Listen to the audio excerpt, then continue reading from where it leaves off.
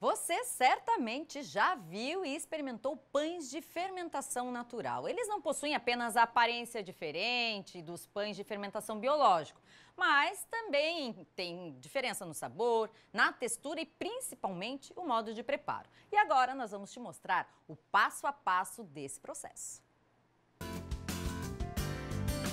Longe de ser uma novidade, o processo de fermentação natural é feito desde a antiguidade.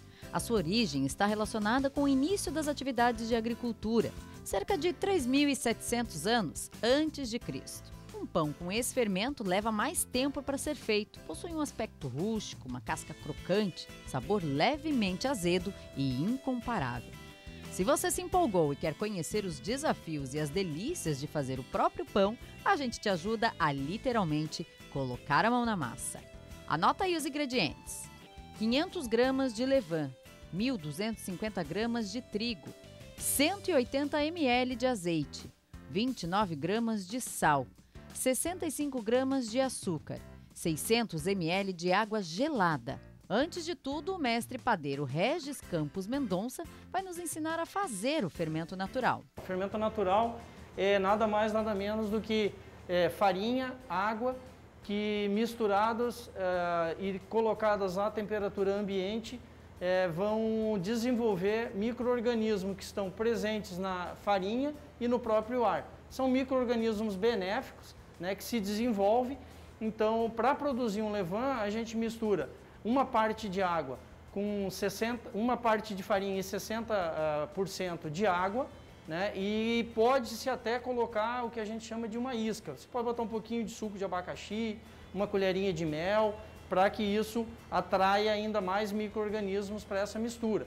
Você tem que deixar ela uns 2, 3 dias, e quando ela começar a formar pequenas bolhas, a gente pega metade dessa mistura, despreza, pega novamente uma parte de farinha, 60% de água, mistura nesse preparado, e diariamente você tem que ir fazendo isso. Despreza metade dessa mistura, coloca mais uma parte de farinha, mais 60% de água, e vai ter que fazer isso durante 30 dias. É uma mistura que parece uma massa de pão, ó. Ela tem bastante bolhas, né? Ela está bem fermentada, ó. Isso aqui é o levain.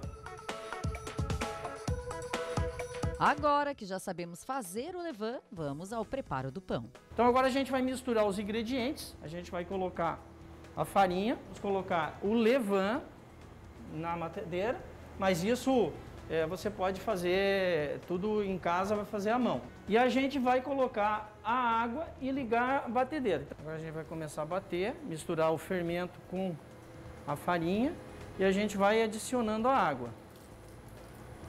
Isso você pode fazer na sua batedeira doméstica. Geralmente a batedeira doméstica, naquele conjunto de equipamentos que vem junto, tem um gancho, né? É um gancho, e aquele gancho é o que é o ideal para se fazer o pão. Bom, agora nós vamos adicionar o açúcar. Colocar o açúcar.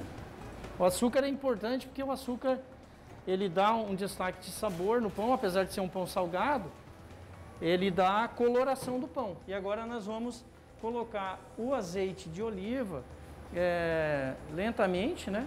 Na receita, porque esse é um pão de azeite e ele vai bastante azeite.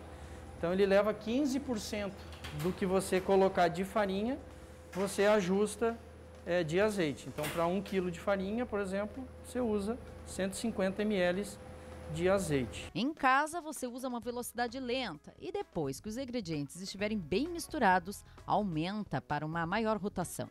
Para saber como é que o pão está no ponto de modelar e tirar da batedeira, a gente tira um pedaço dele e a gente vai abrindo ele assim, ó.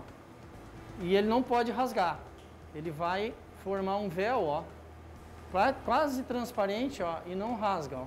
Então você enfarinha a bancada, coloca o pão aqui em forma de bola, você pega uma ponta dele aqui, segura e rasga a massa, né, dessa forma aqui. E aí traz ela de volta, né, e faz de novo esse movimento, fazendo ele em câmera lenta, né? Então você rasga a massa, dá para ver ela rasgar aqui. Aí você traz de volta e vai fazendo esse movimento de forma acelerada. Massa pronta, é hora de bolear. E você pega o pão aqui, ó, traz a mão e vai bolear ele. E aí ele fica 10, 15 minutos descansando. Vamos modelar? Massa descansada, vamos modelar e colocar em cestinhos para que ela cresça. Uma dica importante é colocar uma tela como essa, descartável, para proteger o pão. Cobre ele, né? Coloca na geladeira. Na geladeira você pode deixar ele 24 horas, né? 18, 24 horas, pela temperatura da geladeira doméstica. E aí no dia seguinte tira, deixa ele esquentar, né, sair daquele frio, a massa não pode estar fria, e ele terminar o processo de fermentação, você pode levar ele para o forno.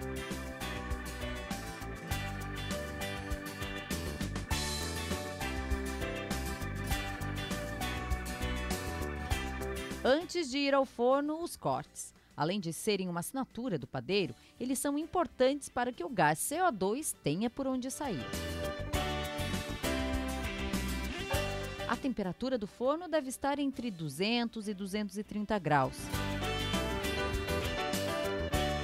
E a dica que eu dou é você colocar uma recipiente dentro do forno com água fervendo, que durante o período de assar o pão no seu forno doméstico, essa água vai se tornar vapor e esse vapor vai ajudar a umidificar o forno e tornar o pão menos seco, mais crocante, mais macio. O tempo vai variar de acordo com o gosto de cada um.